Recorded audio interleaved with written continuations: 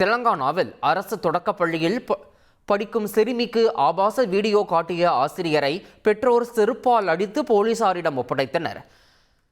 மஹபூபாபாத் மாவட்டம் சிரோல் தொடக்கப்பள்ளியில் ஆசிரியர் ஒருவர் தனது போனில் அங்கு படிக்கும் சிறுமியிடம் ஆபாச வீடியோக்களை காட்டியுள்ளார்.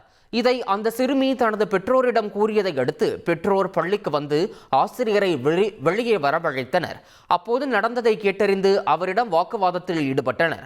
உடனடியாக அங்கிருந்த மற்றொரு ஆசிரியர் தடுக்க முயன்ற நிலையில் உறவினர் ஒருவர் செருப்பால் அடித்தார்.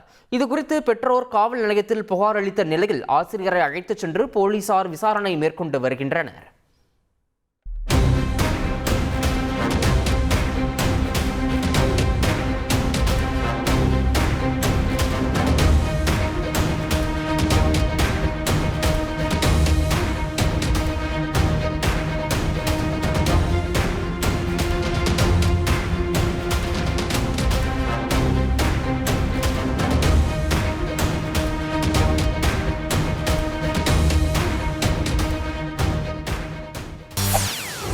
செய்திகளை உடனுக்குடன் தெரிந்து கொள்ள உடனே சப்ஸ்கிரைப் பண்ணுங்க.